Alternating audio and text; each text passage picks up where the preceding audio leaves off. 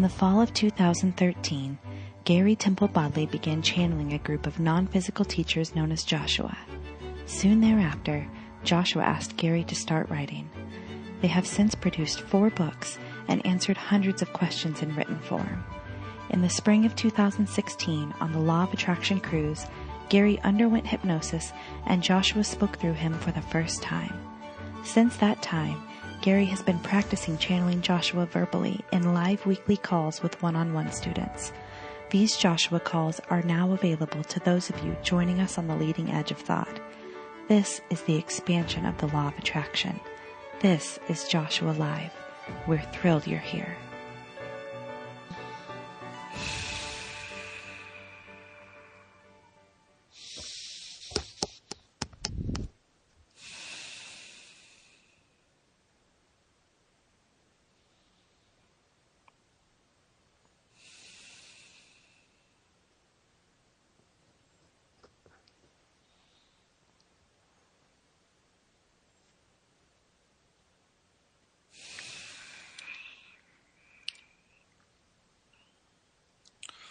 Well, hello, everyone. Hello. We are happy to be here. Happy you're here. Are you happy to be where you are? Yes. How happy is happy? On a scale of 1 to 10, how perfectly happy are you in this moment? I'm an 8. In your room right now, in this moment, thinking about nothing but this moment, how happy are you? 8. 10. Could anything be better than this moment? In this moment, in the room that you're in, sitting where you are, where you're comfortable, you've had enough to eat and drink, you can breathe all the air you can breathe. How happy is that? Could it be any better than that? Yes, it could be better. You're talking to infinite intelligence. How good is that? Oh, that's true. Before you put it that way, I was going to say I was a 4. But in this moment, right here, right now, I suppose I'm a 10. In this moment, right here, right now, you are always a 10 because you have everything you need. You're doing exactly what you want to do. In the moment, everything is happening for you. Nothing could be better. In the next moment, it could be different, but it could not be better than this moment because this moment is always perfect. Every moment is always perfect. It's perfectly working out for you in every single moment. The only thing that could ruin the moment is thinking about what's going to happen next or what happened in the past. Mm-hmm. So we thought that'd be a fun place to start. I needed that. So really, how are you in this moment? On a scale of 1 to 10. I'm like, oh, go ahead. I said an 8 earlier, but that's just because I'm at work. And what's wrong with work? It is, I feel it's a little bit of bondage. So leave. Get up and leave. Well, do whatever you want to do. What's stopping you? I feel like I need it to be able to, for money. So you need that job for money. Yes. No other job can get you money. Just that job. Well, no, I have several other jobs going, but to get this amount of money, I need... So for this amount of money, this is the best idea that you have at the time. Yes. And when another idea comes along, and you no longer need this idea, you can go with the other idea. Yes, I'm looking forward to that. Because you have total freedom. In the meantime, you have the best possible job that you can imagine having. I do have to admit, it is pretty good right now. It is pretty good. Until, at some time, you have something else that's even more fun and more rewarding and more abundant. However, until that time comes, you are just becoming a vibrational match to it. So your time here at this job, getting the amount of money that you're allowing yourself to get, is simply preparing yourself for the next level when you allow yourself to get more than you're getting now. Okay. And in that sense, everything's perfect. Cool. So what is wrong with that job that you have now?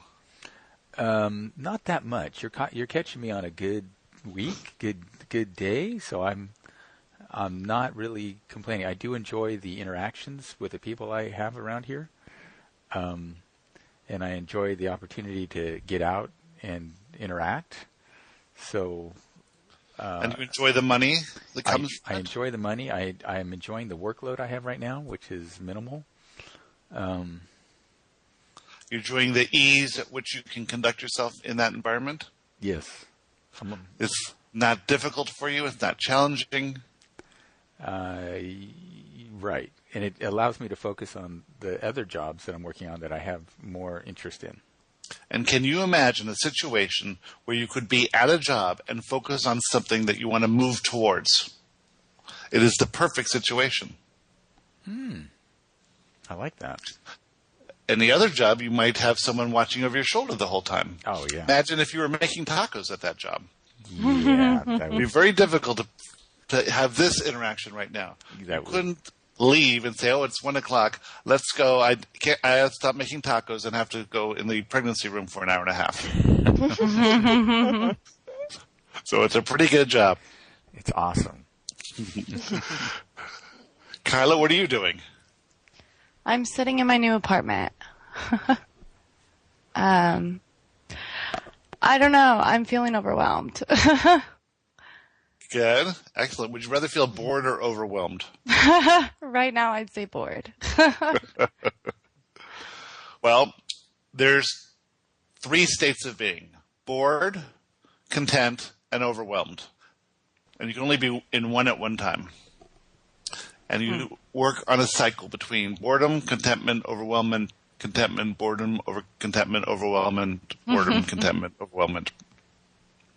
So you're in the overwhelmment stage, and your desire for boredom is going to mean that you're going to be inspired to do certain things and catch up to speed with a new vibration that you are moving into. Whenever you move homes, you move into a new vibration. Whenever you move cities, you're moving into a new vibration, and you just have to get caught up with that. And so this feeling of overwhelmment is a difference in vibration between where you were and where you are now. And like anything, it takes a period of adjustment, but it's super easy for you to get adjusted to that because your vibration is very malleable and active, and you will adapt to the vibration of any environment relatively easy. Unlike someone 50 years older than yourself who would have a much more difficult time with it. Right. Because their vibration is stuck at a little lower setting. So how long is it going to take you to get up to speed with the vibration of your new city, your new apartment, and your new environment? You tell me. I don't know. We believe you'll be up to vibration within 37 and a half hours. That's good to hear. Thanks. Just hold out for that long. You should be fine. All right. By the end of this call, you'll be halfway there. Good. I have no doubt. Kate, how are you?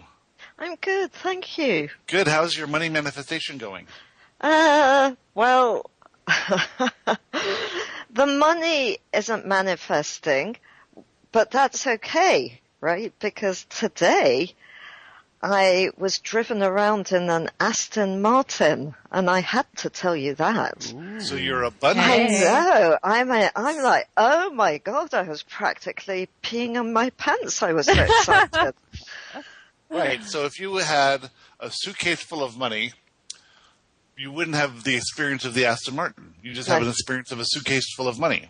The Aston Martin experience actually raises your vibration in the area of money because you are up to the vibration 1 of the Aston Martin, 2 of the feeling of driving around in the car, 3 of the feeling of what other people are thinking when they see you drive around in the car, and all the fun stuff that goes with that. That's a vibration of wealth. Mm-hmm. So you've resonated with it somehow, haven't you? You've managed to get up there.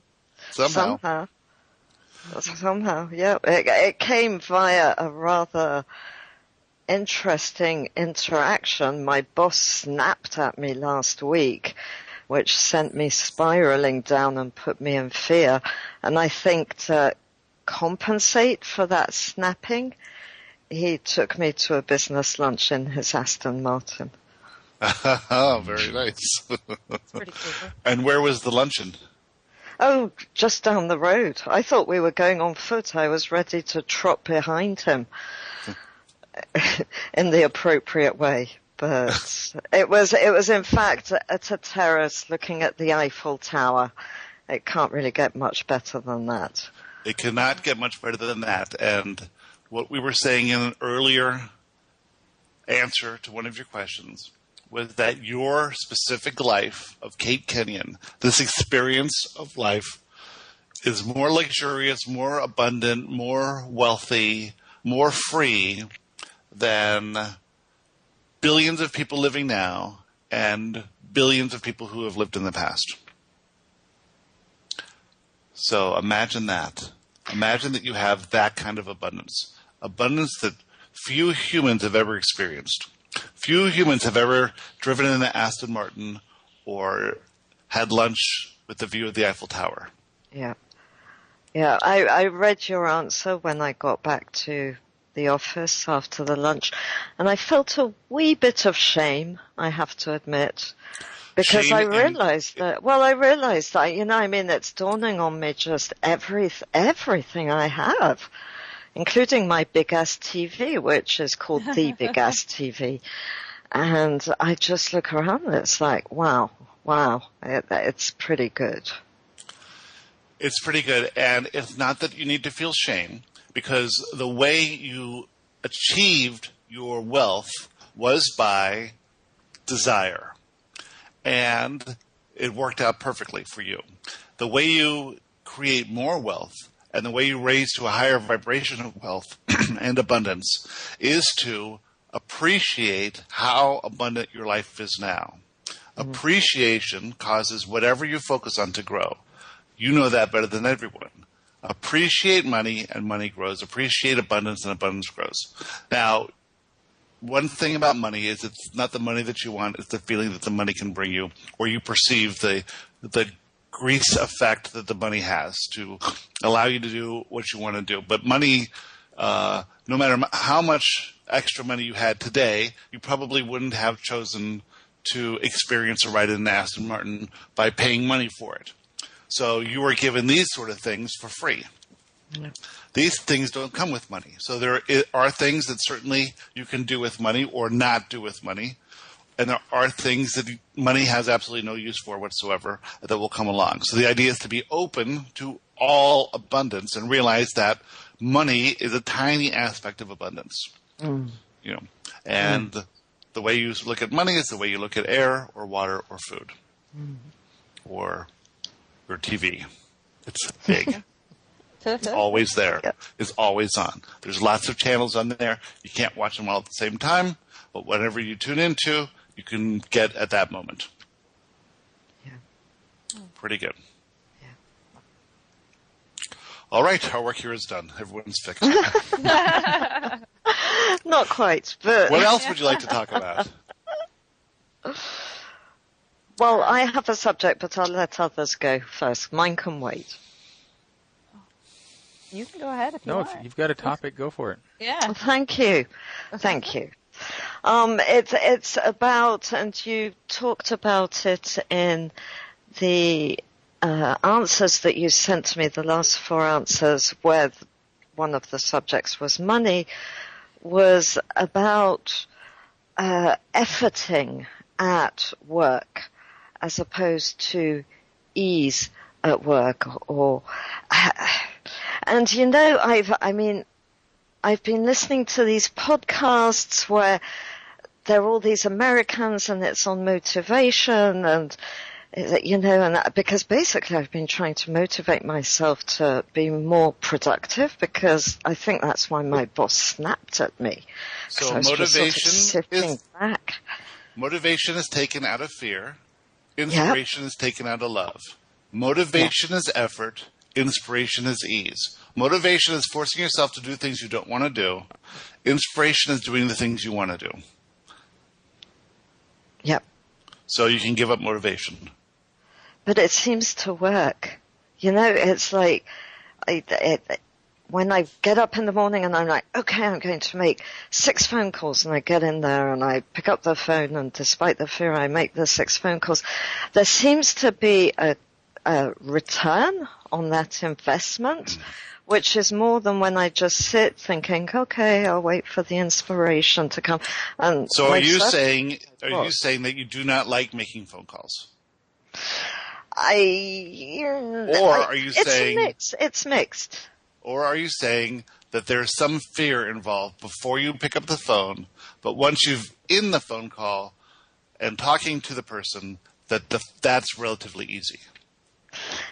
Honestly, there's fear before, during, and after. And a good phone call, there'll be less after. A pretty crappy phone call, there'll be quite a lot of fear after. But at the same time, there's pride of actually having done it and showing up for it. Okay. We would say that the phone call and the conversation itself is easy. It's something you're used to, something you're good at. The communication that you establish with people, the rapport you establish with people, is something easy and fun and enjoyable. This is a part of the business that is not painful or hard. It's only the fear. And in inspiration, you will be inspired to do things, and you will feel fear. And it is your conscious ability to realize that the fear is irrational, and to push through the fear, realizing that the fear is stopping you from doing what you want to do. So if you frame the phone call as something you want to do because you're good at it, but yet something you're fearful of because you perceive there to be some negative ramifications for a flaw or a mistake or how you can be perceived or judged by the other person, which is irrational. So we will always say that certainly inspiration will come, and you must move through whatever fear is there, realizing the fear is irrational. And this is part of the analysis process, where you analyze the fears ahead of time and you do it anyway.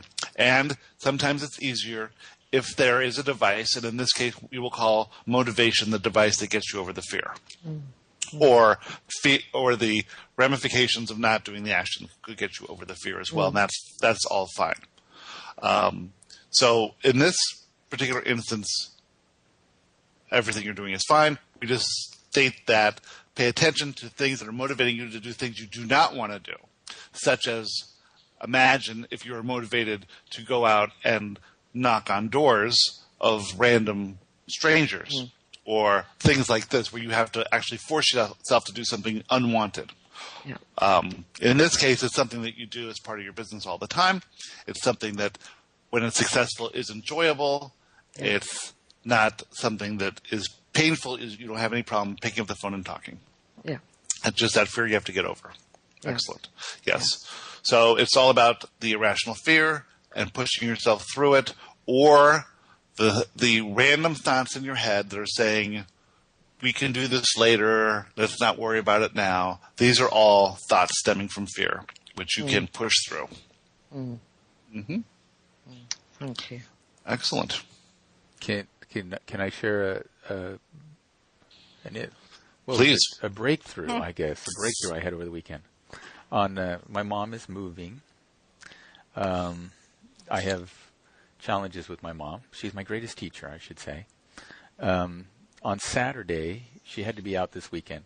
On Saturday, I was not motivated, or inspired, I should say, to help her move.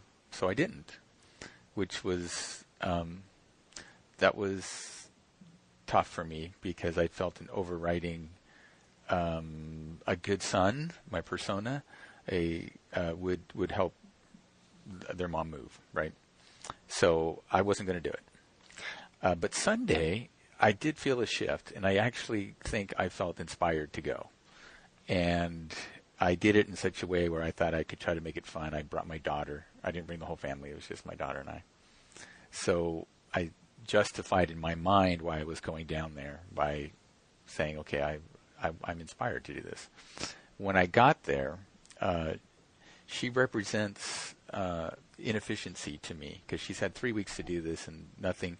There were still cupboards with full, right, that had not been boxed up and things like this. And so I saw her sitting, going through a file cabinet, pulling out each individual file and going through the papers. And at this rate, it would take another 2 weeks to move, right? So I was stern with her, saying, the time for this is over. Now and I just started grabbing bunches of stuff and throwing it unorganized into a box, right?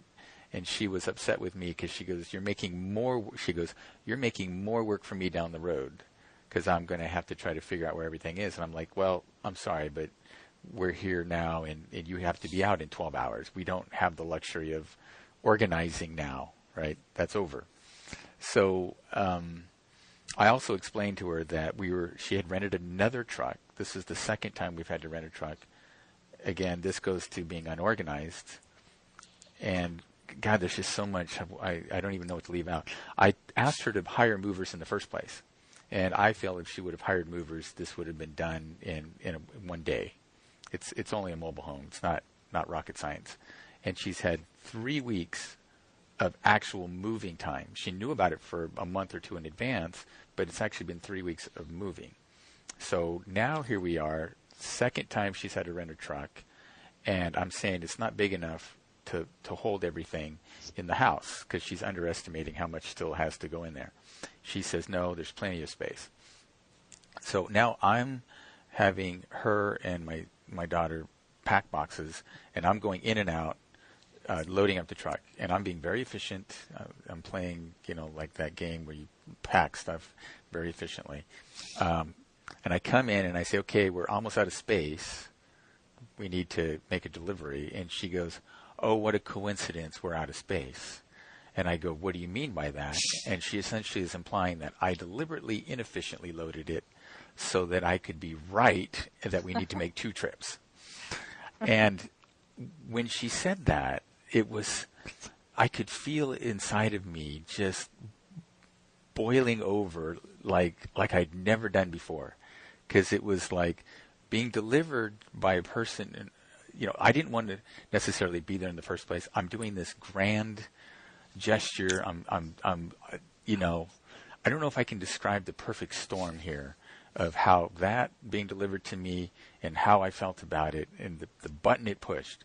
It pushed my button so perfectly, and that's what I noticed in the moment, was how perfect this button pushing was. Like if she wasn't who she was, and if she hadn't said exactly like she said, and if my brother wasn't there, my brother was not responding to text messages or phone calls. He was like MIA, missing in action that day. So that was perfect, because now that was putting more pressure on me. So in the moment, I was able to see how perfect her button pushing was, and how nobody on the planet could execute what she had. It was like the perfect karate punch to my stomach, right? And in recognizing that, I said, this is too perfect. This had to be for a reason. And then I kind of got all Joshua, and I thought, okay, this is my test to remain stable, loving. I'm a being of pure positive love, and she is showing me my power. Because if I can be stable after getting a gut punch like that, then no one on the planet can I'm invincible, right? So exactly. I actually started to chuckle. I actually started to smile and laugh, knowing how I wouldn't have recognized if it wasn't so perfect. Her delivery was so damaging, so infuriating, that I'm like, okay, it's too perfect. And it was kind of a shift occurred, because after I realized that, and I kind of just walked away and just started to, putting more stuff into the truck, I kept kind of chuckling and laughing every time I thought about it, how recognizing the perfectness of it, right, in that way that it was. And for the rest of the day, she didn't bug me the rest of the day. She couldn't. There was no need. Right. You got the message. That's kind of how I felt, and it was kind of monumental. I mean, I felt like it was I'm hoping it was like one of those big shifts, because I feel like I have those once in a while, and that felt like one. The shift to realize here is that everything's perfect. Even if it was a little thing, it would still be perfect in that moment for you. And you have the ability to make the same shift on a little comment from a insignificant person. But this comment got bigger and bigger and bigger over the years, and here you were in a perfect place to understand it. So the inspiration that you had to go and help her out of the blue was because the universe is saying, let's put him in this manifestation event so that he gets this one thing. Now imagine how you would react if you were being who you truly are, a being of pure positive love.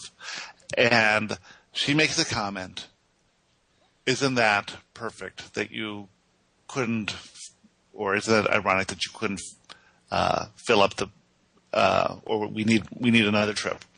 And you would say, you're right, let me see if I could rearrange some things and see what I can do. Imagine that version of Steve. Because that's who Steve really is.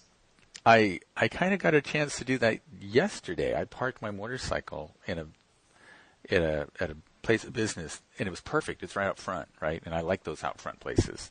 And then I texted the person I was meeting, hey, I'm out front, And then some guy pulled up, and again, it's interesting. It's something about this guy bugged me right off the bat. Just looking at him, I was bugged. And then he told me that was his spot and that I should move.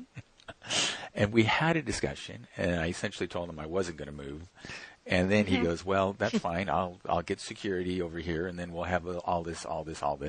And I said, I realized, I'm really resisting this. I can see that I'm resisting this, And he said there was motorcycle parking. So I just kind of shifted gears, and I go, well, can you show me where the motorcycle parking is? And he goes, yeah. He kind of cheered up a little bit, showed me where motorcycle parking was.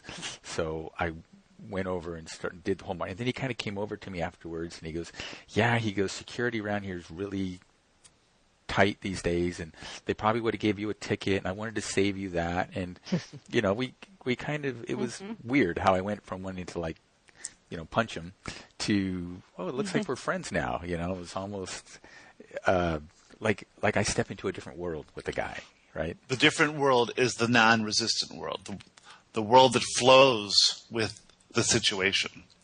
And it is counterintuitive to you because you believe that you must always stand your ground. Yeah.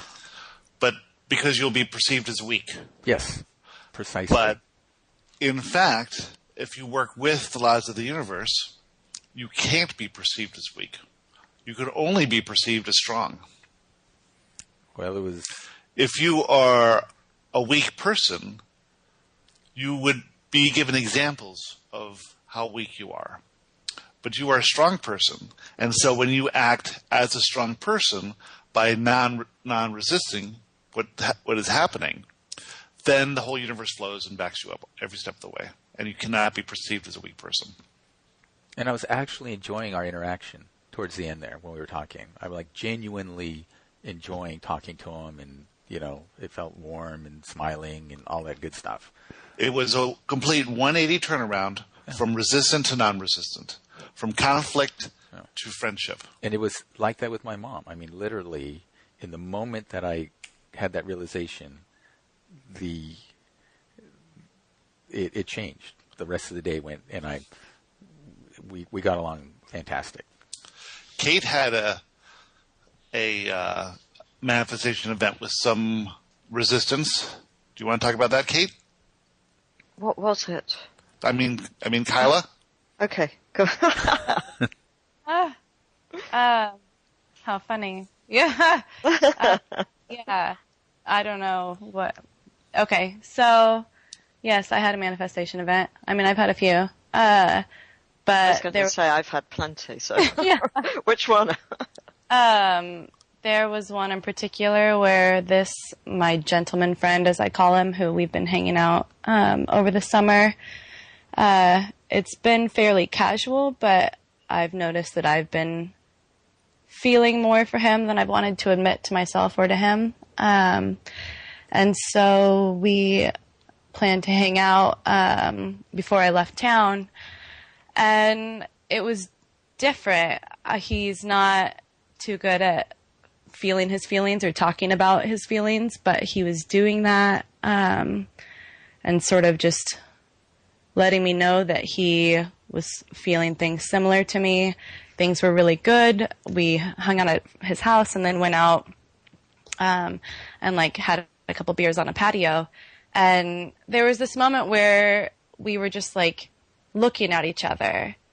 And I had the thought, something just changed. It felt more real almost.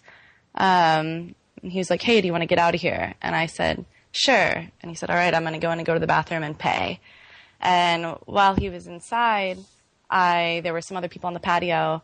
I got engaged in a conversation with them, and he came back out, and I was just wrapped up in this conversation. I guess that was frustrating for him. Long story short, he came over and said, I don't really know what to do. I'm just standing over here, so I'm going to go to the car. And I said, okay. And I was trying to get myself out of this conversation. I said, I got to go. That's my ride. And as I turned around and walked away, he was like pulling out of the parking lot and leaving. And I was in a fairly high emotional state at the time. So I reacted like better than I would have had it happen to me today. So I saw it happening, and instantly I was like, okay, why is this happening? Why am I attracting this? I guess I'll just get my things and I'll walk to his house and get my keys and go. And I called him to let him know I was going to come get my keys, and he didn't answer. And so I just started walking, and then he called me back, and I didn't really say anything, and he didn't say anything. And then he goes, oh, I'm just returning your call. I don't know. So he ended up turning around and picking me up, and we talked about it and each shared our perspectives. And he said that he felt like I was ignoring him. And I said that I felt like he was afraid of what he was feeling, and so he was just trying to fuck this all up. And he said that that was pretty accurate. But I don't know. It was just a really confusing evening. And I ended up staying. We talked for a while. And I stayed, like, right before all this happened, he had asked me for the first time to stay the night. Anyways, yeah, it's like Steve, I don't know what to leave out. There's a lot that happened. But so I stayed the night, and it was good, but like that's still, even though I dealt with it well, and I like looked at it from his perspective and was trying to figure out why I was attracting it. I mean, so we got back home and he went to the bathroom, and I was just sitting there, and I thought of that question from Shane that we did on the podcast. And I was like, he's just not ready for me. And that's okay. He's just not ready for me. So anyway. Well, you can see what fear does, can't you? Yeah. It's this irrational fear that makes people try and gives them urges or inspires them to actions that will make them feel better in the moment, but doesn't really help the long-term situation. So when he sees a connection with you and now you're moving away, maybe that's the fear that was involved there. Yeah. And so he gets his inspiration to do the only thing that he can do, which is leave. Which could be better than other people's reactions in the same situation, depending on who they are. So when you can maintain your positive emotional state of being, realizing that any negative emotions that you feel are stemming from some irrational fear, right, and realize that the other person's going through fear at the same time, and not get yourself caught up in your own urges to run away or make the other person wrong or defend yourself in any way, shape, or form, or make the situation worse than it really is. You have tremendous power in that moment. And your ability to not dive into conflict, which it appears that in this case you didn't do, allows the other person to slowly ease their fears and come back to their natural state of well-being. Yeah, it was interesting. It was like he wanted me to be mad. He wanted me to be really angry and like yell at him about it. And I just didn't do that. I just said, it's okay. You made a choice. You did what you did, and I get to decide how I react to that. Well, it would be much easier for him if you got mad, because then it would be easier for him to deal with his own fears and convince himself that his fears were correct all along. Right. Now he's got to deal with the situation of him not being who he really is while he had the time to be with you. Yeah. However, it's going to spur him to other new desires in the future and possibly change the entire course of his life. Is there, I don't know, is there anything left there, like between the two of us, or have we sort of taught each other what we needed to? You're eternally linked. Right. So probably yes. Probably yes. But do you need anything more in this lifetime? Maybe not. I don't know. You'll see where it goes. Yeah. Well, There's nothing you have to save or to work on. Right. It'll be easy. That sounds nice. What I've observed in myself is that, like, I handled it really well in the moment. And then it's been a few days now, and now that I'm in a lower emotional state of being, just from overwhelmment or whatever, now when I think about it, I feel sad. Like, it hurts my feelings more than it did when it happened. Well, if you looked at it from the reality of the situation, you can see that your ability to not to succumb to the lower emotional state of being and the inspiration to action from that point of view was a truly powerful thing to do that many people could not do, and maybe the past version of you would have difficulty with that. And so to look at that situation and see how good you were in that situation and see how quickly you resolved the thing and see how you acted differently than you would have acted in the past, and to know that that action is creating a new future and a new reality for you based on this complete shift of your personality and your approach to life, that's what would be exciting to us. Yeah, that is comforting. Because one of the, like, fears that I've had come up around it is there's this other guy that's been in my life that is very, I guess, infatuated with me and wants a lot. I mean, he's sort of ashamed for me. He feels all of these feelings and wants me to reciprocate them in the same way that he does. And so seeing that guy and then seeing this other one that I have these real feelings for, it just makes me question, am I only ever going to be attracted to guys that are dicks to me? You know? I don't know.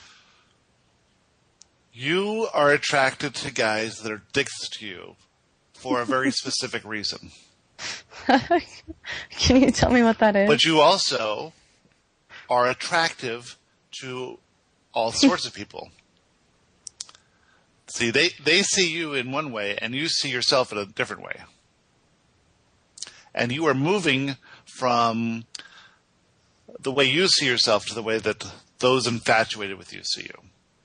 And it's all has to do with worthiness. So as soon as you realize how worthy you are, how awesome you are, your own awesomeness, then those who see you as awesome, which are many, will be around, and you will have your pick of those. And those who see you as less awesome, who you feel that you need to convince them of your awesomeness, because that'll make you feel more awesome. It's not such a big thing for you to feel awesome from someone who thinks a lot of people are awesome. You want to find someone who doesn't think you're awesome and then convince them to think you're awesome. And as soon as they do, you won't think they're awesome anymore. You don't know me. So it's all about you. It's all about you. Okay. Yep.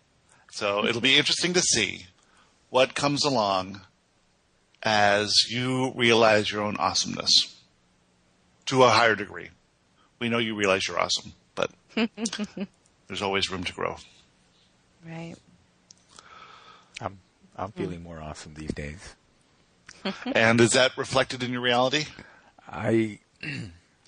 Yes, I think it is, but I feel that it's almost not appropriate, right? You shouldn't. It's like people shouldn't walk around going, "I'm awesome," right?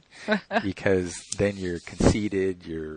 There's a lot of terms, so it's almost like you have to be closeted awesome. Gary has made a decision not to be concerned about what others perceive of Joshua and not to discount his ability to translate us.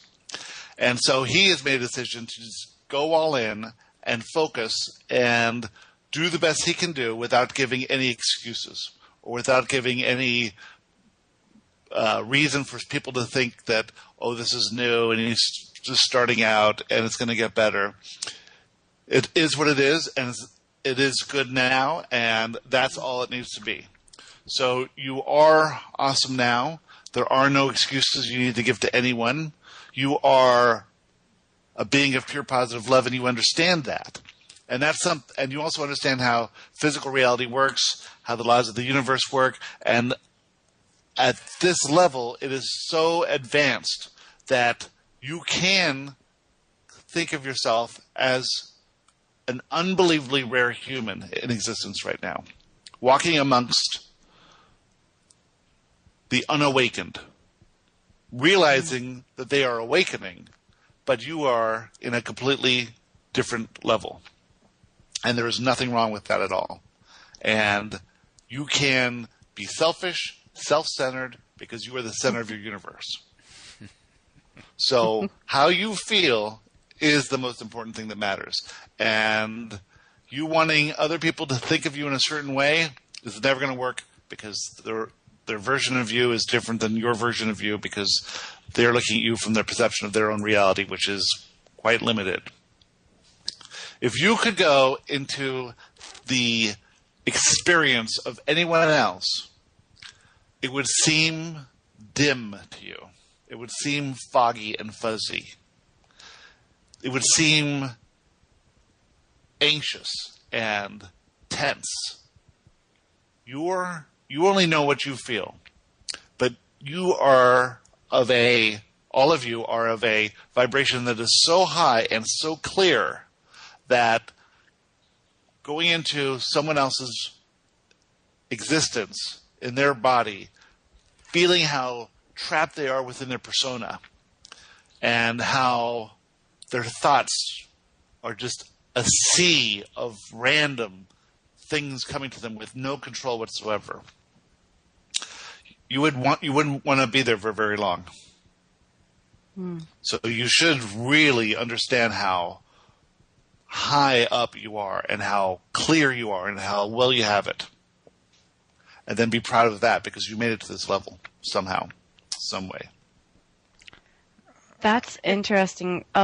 To me, just as I've been unpacking, I've been feeling emotional, and it's because when I put all these things in these boxes, I was in that state. I was unawakened. I was unable to control the flow of thoughts, and so it's weird for me to see these things that I had when I was there. Yeah, they sort of are a reminder of a lower vibration, and that lower vibration is dimmer and darker and much more fearful. And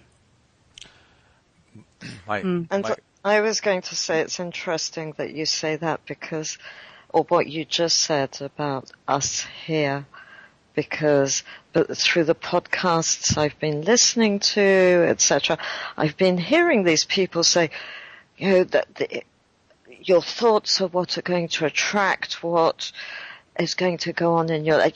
People are just so clear about expressing all of this that I'm thinking, hold on, a whole bunch of people get this. I'm like way behind on this. I know it's comparing my insides to their outsides and what they're saying, but I get the impression that there are quite a few people out there who get it. You also get the impression that there are quite a few people out there more wealthy than you. You are used to looking at the top 1/1,000,000th of 1%. Yes, not the 99.99 that are, are not quite as high as you. Yeah. How's that? Always reaching further. That's right. So you're not giving, which is fine to do, just give yourself credit for where you are. Yeah. It is way up there. And you know that because you couldn't have this conversation with your mother or boyfriend. They would have a hard time listening to this conversation or one of our podcasts. Yeah, no, they call it my transcendental stuff. Yeah. You are. You're transcending. You're transcending your earthly environment. Not to escape it, but just to get a higher experience of life out of it. Yeah. So you're not exiting this reality, you're rising above what we want to say is mush of fear and confusion and fogginess and not understanding what's really happening. So you're transcending all that. You're rising out of that, which is wonderful. So my friend, I went out to dinner with my friend last night, and he's the husband of Wendy, who is starting the one-on-one program with you. And he said he'd listened to the podcast where we talked about Wendy's answer. And he said that he's not on board, let me just put it that way, with this. And he said he took a major issue with there's no wrong in the universe. And he brought up some rather, dramatic examples of evil that occur. And I just kind of said something like, well, it's really kind of an advanced topic, but if you can look at it from a certain perspective, and he just kind of looked at me like I was crazy. But I guess the bottom line, what I'm trying to say is I didn't make a whole lot of effort to try to explain it. And I just kind of just made that one sentence like, well, it's kind of an advanced topic. You might need to spend some time to get around to that. And then I just left it. So for me, we would say that in this conversation that you could have with people who aren't aware of all of the teachings that we have to offer, who would latch on to one point, we would say that it is either you believe that everything is right or somebody is going to judge everything as wrong. Because when you start judging one thing as wrong, if you take the extreme example that he probably offered, where do you stop in your judgment? And who's to say what is wrong and what is right? And almost from every subject that you can think of, there is somebody who's going to say that that is right, and there's going to be somebody who says that that is wrong. But in this culture, there are a lot of things that people think are wrong. And until you get to this basic approach to life where you understand that nothing is wrong, that everything just is, and that your perception forces you to make a judgment that is either wrong or right for you, but not for anyone else, for you personally, and that is fine. But if anything you judge is wrong, you are in this approach to life where you are a victim of reality instead of the creator of reality. Mm-hmm. So you cannot be a creator of reality if you believe that anything is wrong. It just doesn't work. You can't have it both ways. You can't say that I create my own reality and some things are wrong, therefore those things should not exist. Right. Well, I'm on board with it. I'm just saying that I think the shift for me was I didn't feel like him being a close friend, I didn't feel the need to defend or justify or I didn't really care that. Well, here's the whole point we're trying to make, that he's not wrong for thinking things are wrong. Right. I didn't feel like he was wrong either. I just felt he was like a kindergartner who just hadn't learned it yet. Hadn't learned it yet. Exactly right. Yeah. Mm-hmm. Yeah. So, but from his perspective, he can live happily in his judgment of right and wrong. Mm-hmm. Because he's not ready to go to that next level where he can think things are right and things are always working out for him. But maybe, he's pretty close. He's got a friend and a wife. Yeah. In the vicinity. He's surrounded. He's surrounded on two sides. I was just thinking that I bet he and Wendy are going to have some interesting conversations. Wendy is going to learn to see things as being right. Yes. Wendy is having difficulty with seeing things as right. And one of the things that she's going to see as right is everything about her spouse. And if she can do that, can you imagine the ease a relationship will have? Mm-hmm. Mm. I'm jealous. Gary doesn't quite have it yet. Steve doesn't quite have it yet. Yeah, to go back to your, okay, I feel a huge shift has occurred in me, and my wife just 2 days ago said, I don't see a difference, So it's like she's right. She is. Well, I go, well, it depends on who you talk to. I go, she's right because she's right. There's no wrong. She's a challenge still. She's still my challenge, so. She doesn't want to have you be perfect. What could she teach you if you were perfect? If you knew everything? Of course. The perfect husband, right? Yes. Far from it. Far, far from it.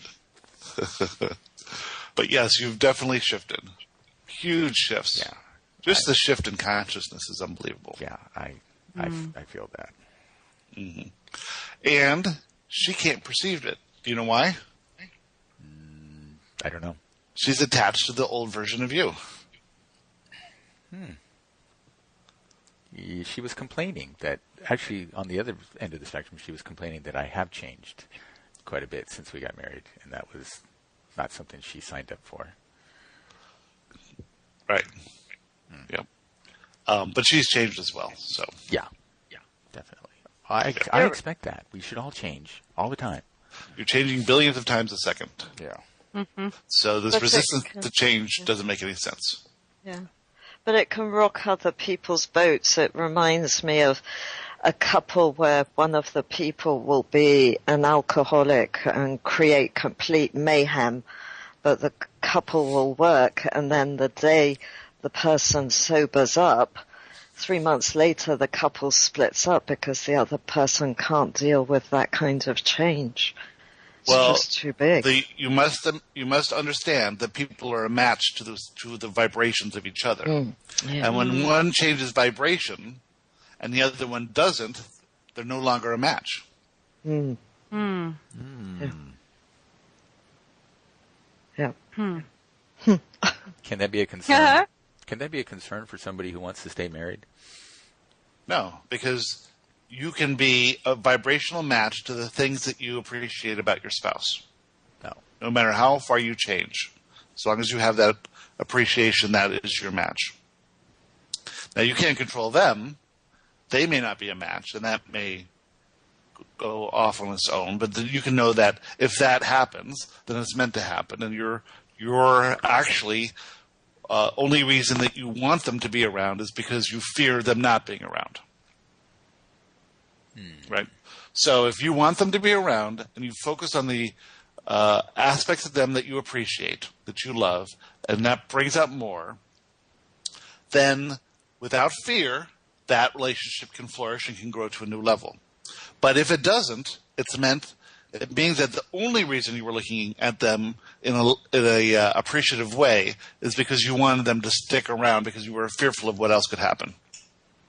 So but I'm creating my reality. So if I'm just being very simple, you are creating your reality, and if that relationship breaks up, you're arguing with what you're creating. Right. So as long as I'm not fearful about anything, everything should be fine. Everything will work out perfectly. And then 2 years later, you'll look back and you'll be, thank God I didn't hang on to this relationship. Just because it's been there for 20 years. Or whatever. Right? It's just in your limited perspective at the time that if that situation breaks up, you'll think, oh no, this is a bad thing. Well, that's your judgment of what's good and bad again. Mm-hmm. Right? But if you understand that if it's breaking up, it's because you're shifting your vibration, she's shifting her vibration, and you're moving towards what you really want. And you've made this shift in your vibration on purpose. It's happening. Now, most relationships don't end that way. That is an example of a relationship that people's vibrations have been rising, or at least one of them has been rising, and they're going off in different directions to something better. But most relationships end because one person or both people want the other person to be different than they are, and they feel bad when someone else is not being who they want them to be, and they don't like this feeling bad, so they change the conditions in hopes that they'll feel better. But of course, they haven't changed anything inside, they haven't raised their vibrations, and so whatever follows is going to be something different. The beautiful thing about Kyla's situation now is that Kyla, during this process, over the last few months has raised her vibration and realized that it's all inside. It's all her. Everything has to do with her and not with anybody else. And so she's gone from a very resistant state to a very non-resistant state, or a very allowing state. But most people don't do that. They stay resistant. They don't like the feeling of this resistance, and so they blame the resistance on the other person. And so they break up. Yep. And then they get to the next one and they do the next thing until they learn, right? Or until they think they find someone that has these attributes that the other person didn't have, and then they think this is better. But there'll always be something that they don't like. They'll still keep trying to change the person, and then they'll not like their feelings, and they won't be able to deal with their feelings, and then they'll break up from that one too and go on to the next one. Or say, oh, it's too late now, I'm too old, I can't do anything else. I'm going to stick through it and just be miserable the rest of my life, which happens a lot.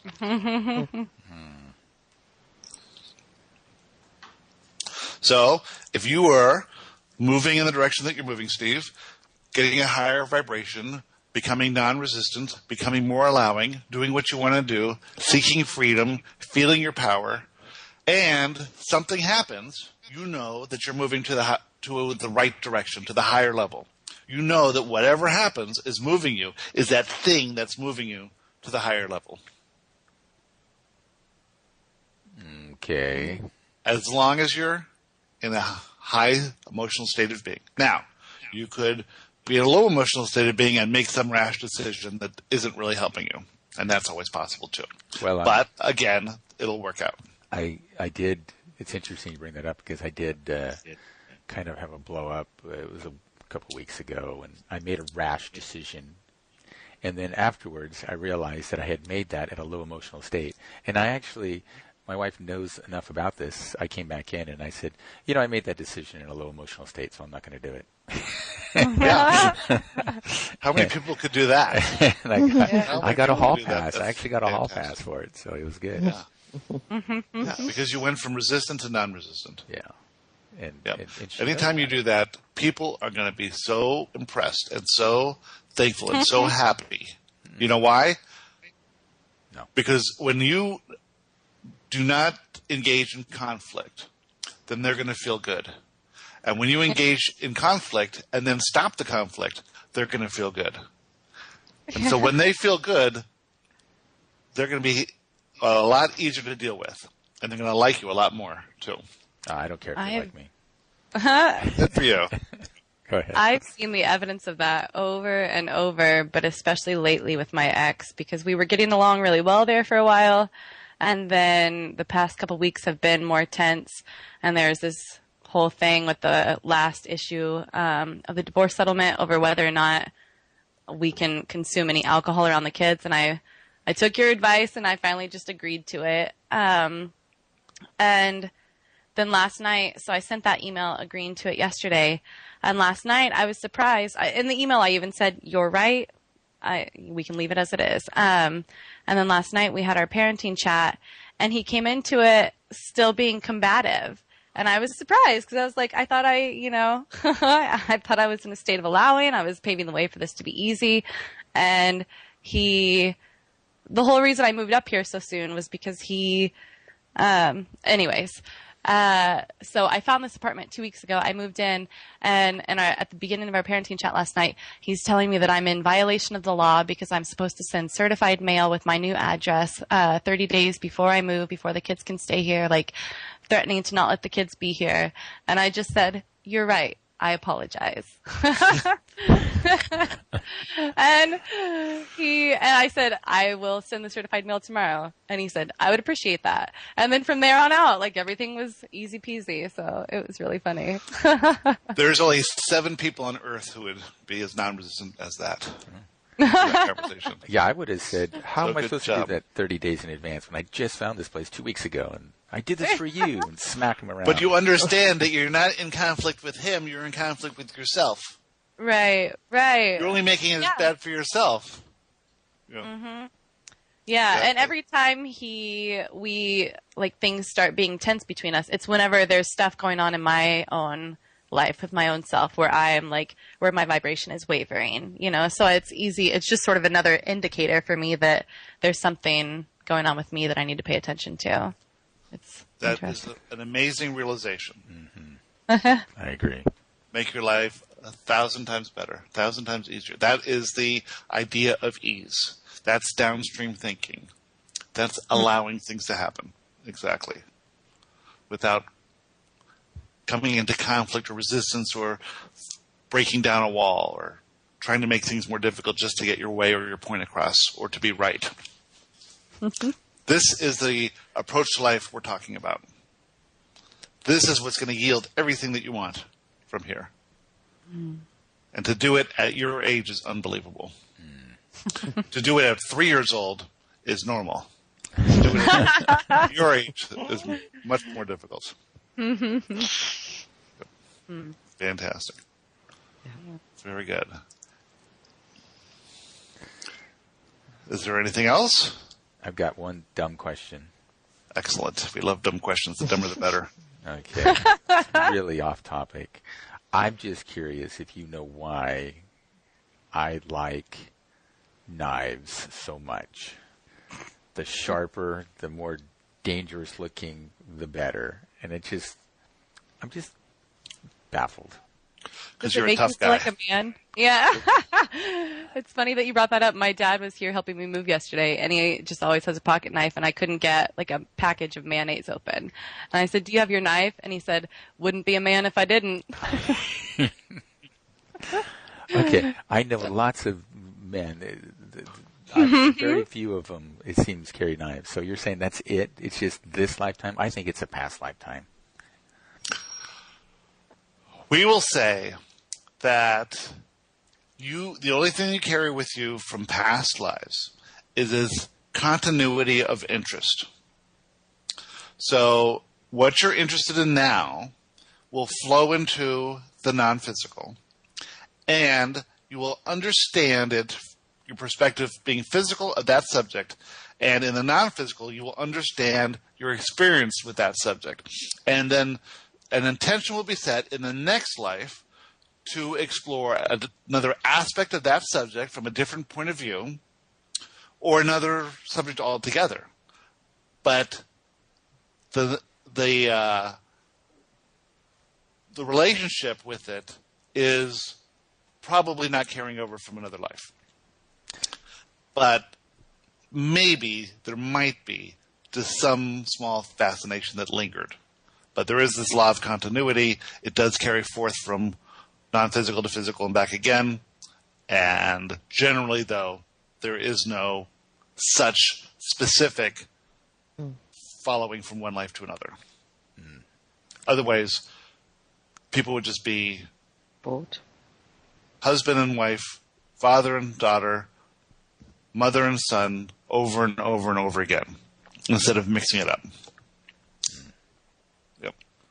But maybe it's more of a, how do I be this tough rebel pirate guy in 2016 living in a house in suburban Los Angeles? In a gated community. Carry knives and ride your motorcycle on the sidewalk. Exactly. And get in trouble for it. I had this fabulous pen knife, one of these Swiss knives with 100 things on it, and I hate it because I cut myself once with it, and I just have no use for it, and I pulled it out of the drawer, and I thought, and I proposed it to my boyfriend. And I know you're not supposed to give knives, it's supposed to be an aggressive gift. He was so excited. He was cleaning it and oiling it, and he's the best person I could have given it to. I do think it's a guy thing. He must be a real man. That's all I got to He say. is.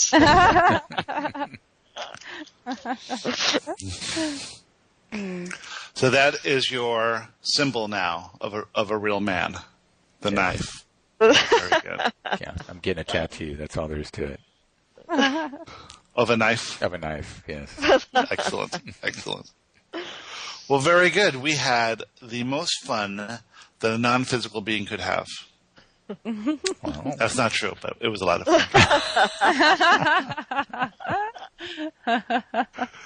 So we look forward to speaking to you again. These interactions are fabulous. We love writing your answers. We love talking to you. We love every bit of this process. And we are very appreciative that you are willing to be guinea pigs as we explore the universe together.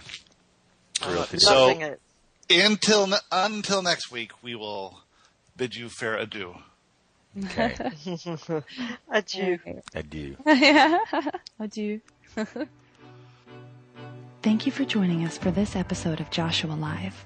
If you have a question you would like Joshua to answer on the show, send us a message on Facebook at www.facebook.com/teachingsofjoshua. As always, remember that you are loved more than you can imagine by more than you could ever count. We'll see you next time.